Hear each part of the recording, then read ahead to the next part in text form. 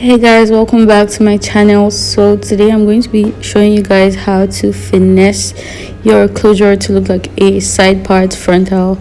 So everything I'm going to be doing in this video is pretty self-explanatory, so I'm just going to let you guys watch this video. And yeah, if you like to see more videos like this, make sure you check my hair videos playlist. I have a lot of more videos like this, and I have all of these videos in depth. So if you want to see how I finessed my closure to look like a frontal, just keep watching.